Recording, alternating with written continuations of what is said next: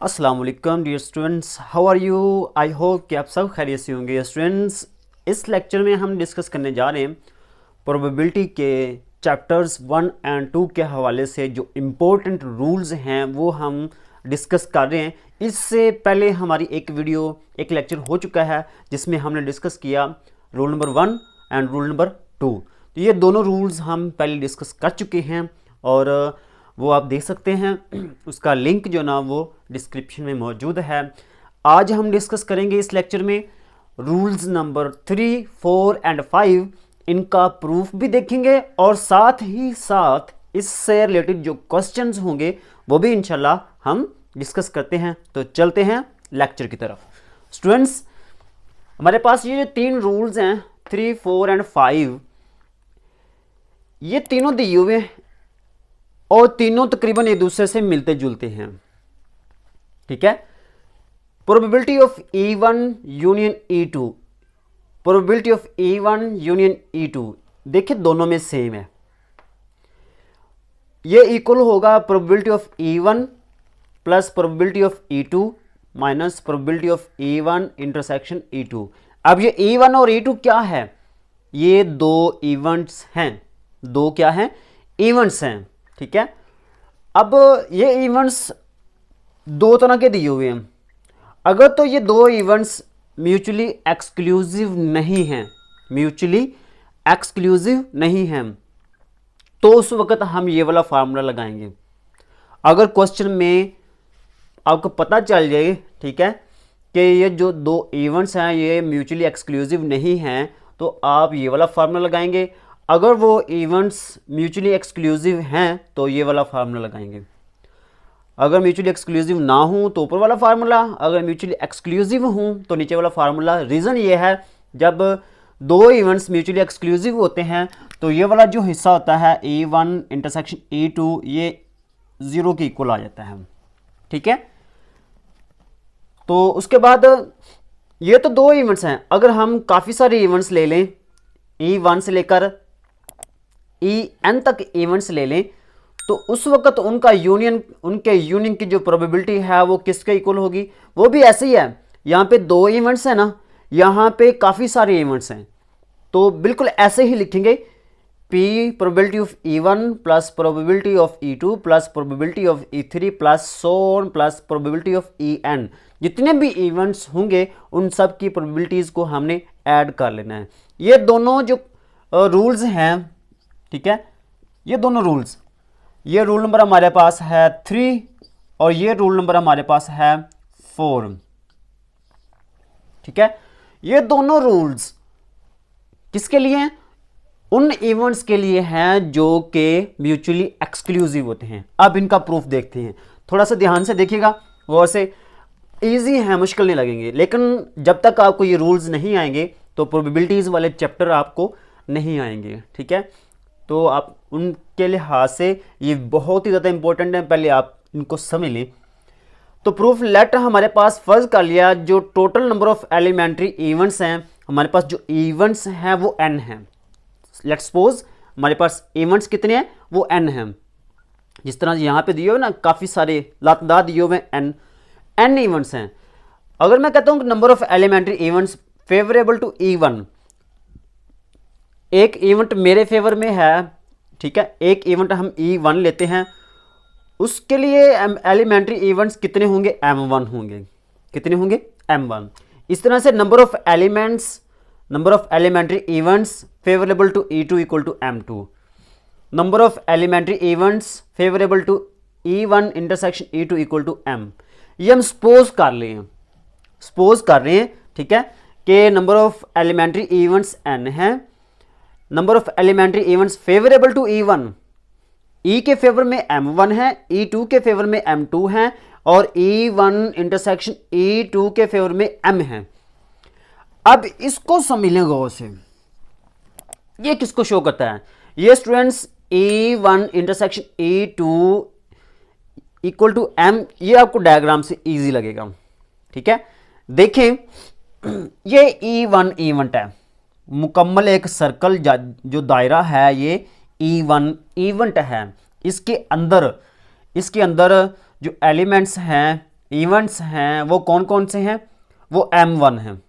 वो कौन से हैं, M1। वो ये वाला हिस्सा निकाल के, ये वाला हिस्सा हमने निकाल देना है, ठीक है। बाकी रह जाएंगे M1। E1 के फेवर में M1 है, E2 के फेवर में M2 है। ये वाला जो M है ये दोनों का कंबाइन है, E1 का और E2 का। जब जो कंबाइन की बात करें तो उस वक्त हम इसको कहते हैं कि E1 और E2 का इंटरसेक्शन। E1 E2 का जो इंटरसेक्शन है, कंबाइन एरिया है, वो M है, जो दोनों के फेवर में है, जो कि दोनों के फेवर में है। M1 और M2 ये अलग अलग हैं, ये E1 इवेंट के लिए है और ये E2 इवेंट के लिए है, और ये दोनों इवेंट्स के कंबाइन के लिए है। जब दोनों इवेंट्स एट ए टाइम इकट्ठे अक्कर हो रहे होते हैं उस वक्त हम ये लेंगे M। अब बात क्लियर है, इन तीनों के बारे में आपको आइडिया होना चाहिए कि E1 इवेंट के लिए जो फेवरेबल इवेंट्स हैं, फेवरेबल में आएंगे वो M1 है, और E2 के फेवर में आएंगे M2, E1 इंटरसेक्शन E2 के फेवर में आएंगे M। ये तीन चीज़ें आपने याद रखनी है। उसके बाद number of elementary events favourable to E1 only equal to M1 minus M2। देखिए यहाँ पे जो टोटल है वो M है, टोटल क्या है, M है। उसमें से ये वाला हिस्सा निकालेंगे तो बाकी जो बच जाएंगे वो E के फेवर में आएंगे। किसके फेवर में आएंगे, E के फेवर में आएंगे, ठीक है। देखें ये वाला जो एरिया है ये तो दोनों के फेवर में है, E1 और E2 के फेवर में, ये दोनों के फेवर में है। लेकिन इसको छोड़कर बाकी जो एरिया है, ठीक है, बाकी जो एलिमेंट्स होंगे, एलिमेंट्री इवेंट्स होंगे, वो E1 के लिए हैं। बाकी सारा हिस्सा वो E1 के फेवर में है, ठीक है। तो इसको हम कैसे निकालेंगे, टोटल जो ना वो सारा M है, M1 है। टोटल कितना है, सारा M1 है, उसमें से M निकाल देंगे, बाकी ये वाला बच जाएगा। E1 के फेवर में कौन कौन से हैं, M1 में से ये वाला हिस्सा जो दोनों के कॉमन में है, E1 और E2 के कॉमन में है, वो माइनस कर देंगे, बाकी जो बच जाएगा वो E1 के फेवर में आ जाएगा। इसी तरीके से अगर हम E2 के फेवर में निकालना चाहते हैं तो ये सारा टोटली सर्कल जो ना ये M2 को शो करता है। उसमें से ये दोनों का जो कॉमन हिस्सा है ये हम निकाल देंगे M2 माइनस M। E2 के फेवर में जो आएगा M2 माइनस M, ठीक है। उसके बाद अब दोनों का इकट्ठा निकालना है, E1 और E2 का यूनियन, दोनों को कंबाइन करना है, दोनों को ऐड करना है। दोनों के फेवर में क्या आएगा, E1 यूनियन E2 के फेवर में क्या आएगा, इसका इसके फेवर में प्लस इसके फेवर में, ठीक है, और प्लस इन दोनों का कंबाइन, ये भी, ठीक है। दोनों का इकट्ठा निकालें, इन दोनों का यूनियन निकालें, क्या आएगा, M1, ये वाला सारा सर्कल आएगा, ये वाला आएगा, और ये वाला जो पोर्शन है ये भी आएगा, ठीक है। E1 यूनियन E2, इसमें क्या आएगा, पहले E1 के फेवर में, E2 के फेवर में, और दोनों के कंबाइन फेवर में। जब दोनों का यूनियन निकालेंगे तो ये E1 के फेवर वाले भी आएंगे, E2 के फेवर वाले भी आएंगे, और दोनों का जो कंबाइन फेवर है वो भी आएंगे। तो E1 के जो फेवर में है वो ये वाले हैं, वो भी लिख लेंगे, E2 के फेवर में जो है वो भी लिख लेंगे, और दोनों का जो कंबाइन फेवर है, दोनों का कंबाइन, वो भी हम यहां पे लिख लेंगे M। तीनों के फेवर में E1 का फेवर वो भी आपने यहां पे देख लिया, E2 का फेवर है वो भी आपने देख लिया, और दोनों का जो कंबाइन फेवर है वो भी आपने देख लिया, वो भी यहाँ पे लिखेंगे, ठीक है। अब यहाँ पे देखिए ये प्लस का M और माइनस का M, प्लस का M माइनस का M कट जाएगा, बाकी M1 minus M plus M2, और ये दोनों कैंसिल हो जाएंगे। तो देखिए प्लस का M और माइनस का M कैंसिल हो गया, बाकी रह गया M1 plus M2 minus M। ये किसके फेवर में आए हैं, ये आए हैं E1 यूनियन E2 के फेवर में, ठीक है। E1 और E2 के यूनियन का जो फेवर एलिमेंट्स हैं वो यहाँ पे आ गए हैं। अब इसकी हमने निकालनी है प्रोबेबिलिटी, तो हम निकालेंगे E1 यूनियन E2 की प्रोबेबिलिटी निकालने का तरीकाकार आपको आना चाहिए, favourable elements over total elements, ठीक है, फेवरेबल ओवर टोटल।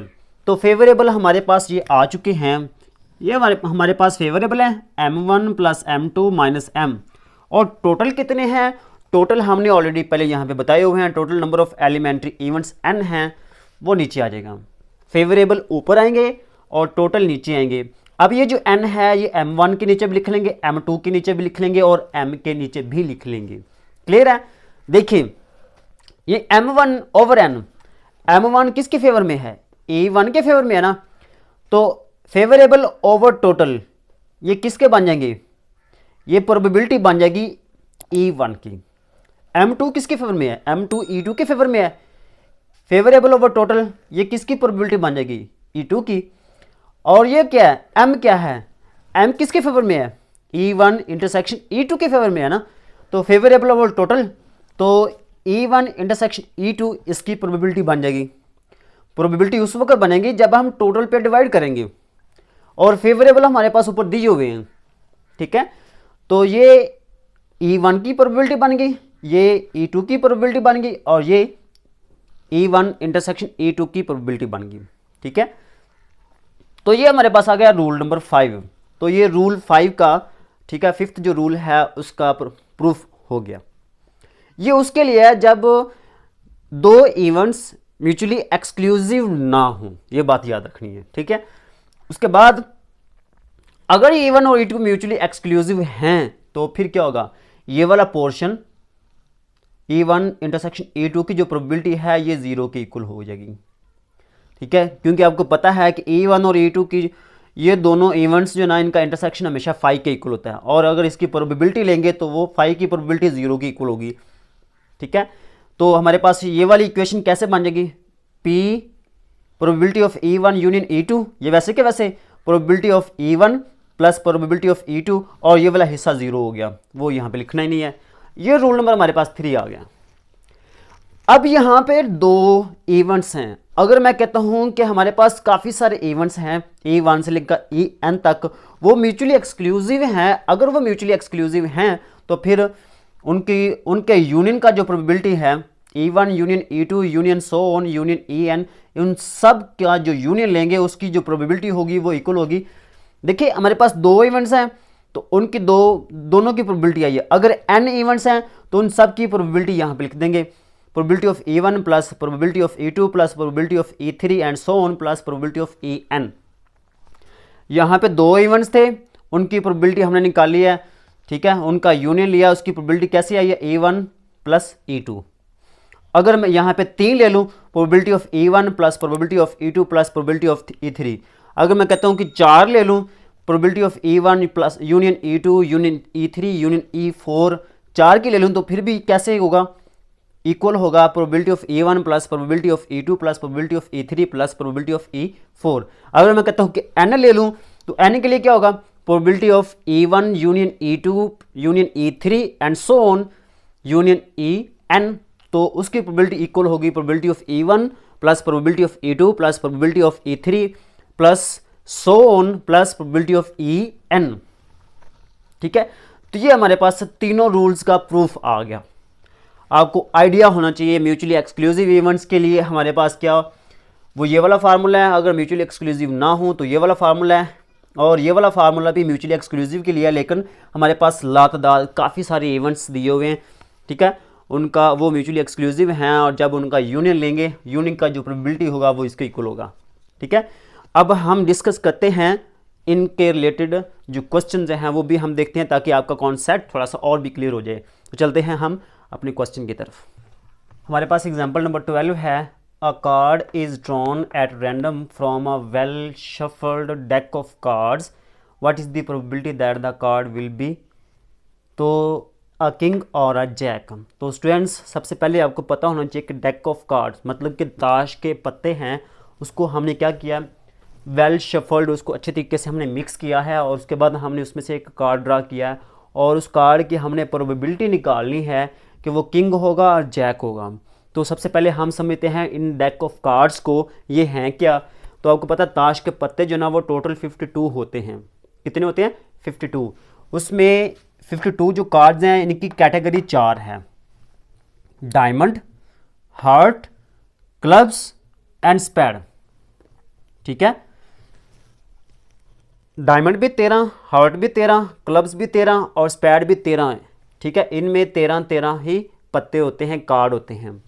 ठीक है, अब ये जो डायमंड है इसका कलर रेड होता है, हार्ट है इसका कलर भी रेड होता है, क्लब्स हैं इसका कलर ब्लैक है, स्पैड है इसका कलर ब्लैक है। तो स्टूडेंट्स सबसे पहले आपको पता होना चाहिए कि रेड कितने, रेड सूट अगर आपसे पूछ लिया जाए तो रेड कितने हैं, 13 और 13 26, रेड 26 हैं, ब्लैक भी 26 ही हैं।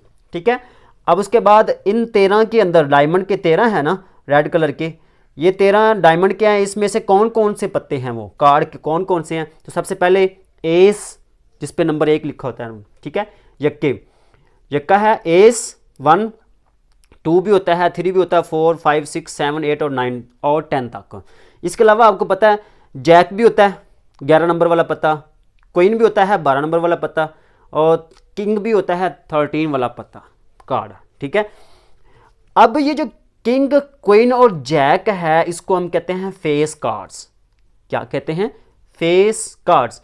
तो ये फेस कार्ड किंग क्वीन और जैक ये इस डायमंड में भी हैं, हार्ट में भी हैं, क्लब्स में भी हैं और स्पैड में भी हैं।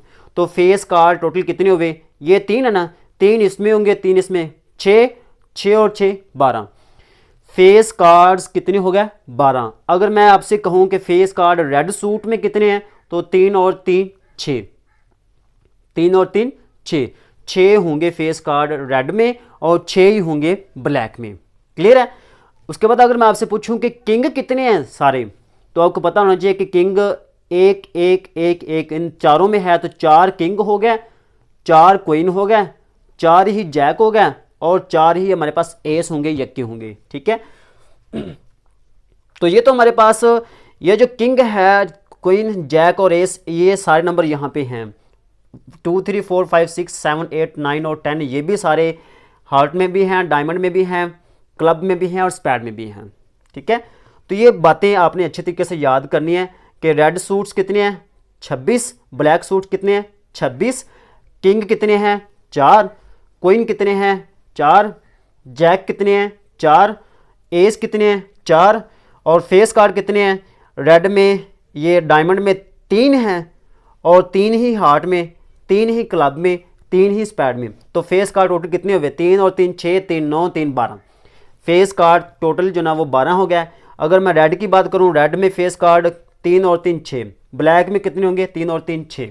ये बातें आपने यहाँ पे याद रखनी है। अब प्रोबेबिलिटी हमने फाइंड आउट करनी है कि कार्ड क्या होगा, अ किंग और अ जैक। तो स्टूडेंट्स आपको पता होना चाहिए, एक पत्ता हमने निकाला है ना, वो या तो फिर किंग होगा या फिर जैक होगा। ये नहीं हो सकता कि वो पत्ता किंग वाला भी हो और जैक वाला भी हो। एक पत्ता किंग होगा या फिर जैक, दोनों मिक्स वाला नहीं होगा।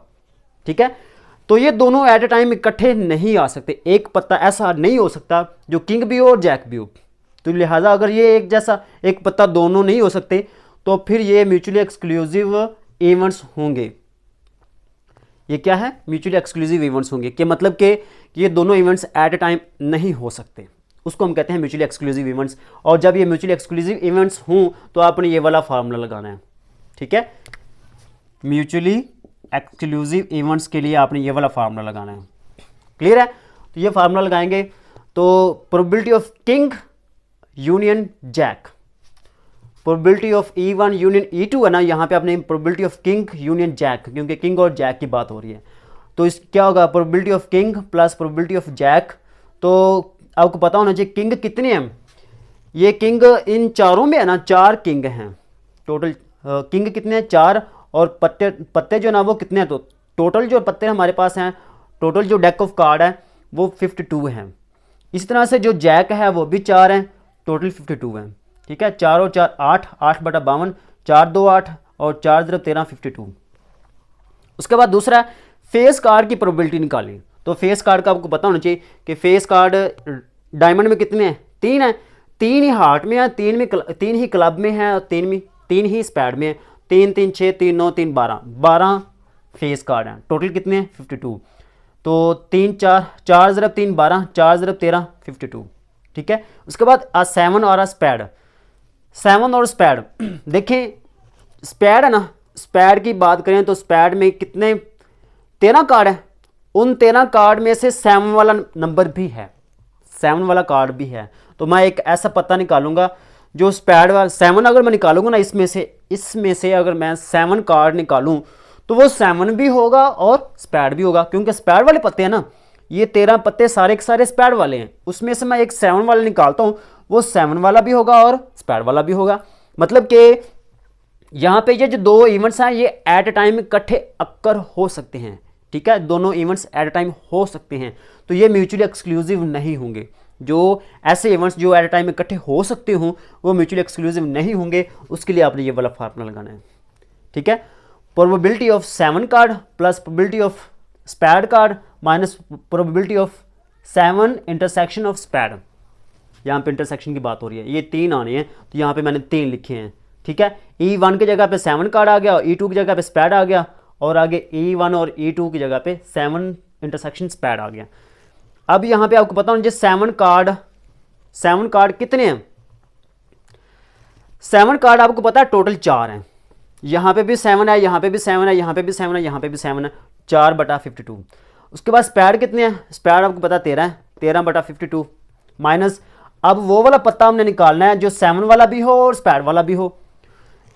ये स्पैड वाला, इसमें एक ही पत्ता है 7 वाला, वो 7 वाला पत्ता निकालूंगा तो वो 7 वाला भी होगा और स्पैड वाला भी होगा, वो एक ही पत्ता है। पूरी ताश में से, पूरे डेक ऑफ कार्ड में से सिर्फ एक पत्ता है, ठीक है, ये इसकी प्रोबेबिलिटी आ गई 1/52। अब 13 और 4 17, 17 में से एक निकाला 16, 16/52 4/13 आ गया, ठीक है। उसके बाद आप फेस कार्ड आ रहा, कार्ड फ्रॉम रेड सूट, आपको पता होना चाहिए कि फेस कार्ड कितने हैं। फेस कार्ड ये याद रखना आपने, फेस कार्ड और कार्ड रेड सूट, आपको पता होना चाहिए कि जो रेड सूट है उसमें फेस कार्ड मौजूद हैं, फेस कार्ड मौजूद है ना। अगर मैं फेस कार्ड निकालूंगा तो वो रेड वाला भी होगा और फेस वाला भी होगा, दोनों जो इवेंट्स हैं वो एट ए टाइम हो सकते हैं, लिहाजा ये भी म्यूचुअली एक्सक्लूसिव इवेंट्स नहीं हैं। तो ये वाला फार्मूला लगाएंगे, ठीक है, क्योंकि हमने अगर फर्ज के लिए किंग निकाला है तो वो किंग वाला मतलब फेस वाला कार्ड भी होगा और रेड वाला भी होगा। तो यहाँ पे दोनों की बात हो रही है, फेस और रेड की, तो फेस वाला भी हो सकता है रेड वाला भी हो सकता है, ये म्यूचुअली एक्सक्लूसिव नहीं होंगे, तो हमने इंटरसेक्शन ये भी लेना है। तो फेस कितने हैं, फेस कार्ड यहाँ पे 3, 3, 6, 3, 9, 3, 12, 12/52। रेड कितने हैं 13 और 13, ये रेड है, 13 और 13 26, 26/52 माइनस फेस कार्ड और रेड कार्ड। यहाँ पे देखें फेस कार्ड रेड में कितने हैं, 3 यहाँ पे हैं, 3 यहाँ पे हैं, 6 है ना, 6/52। तो 26 और 12 38, 38 में 6 निकालें 32, 32/52, 4 9 36, 4 को 9 से मल्टीप्लाई किया 36 और 4 को 13 से मल्टीप्लाई किया तो 52, तो 9/13 ये हमारे पास आंसर आ गया। उम्मीद है कि आपको लेक्चर की समझ आई होगी। मिलते हैं नेक्स्ट लेक्चर में, तब तक के लिए अल्लाह ने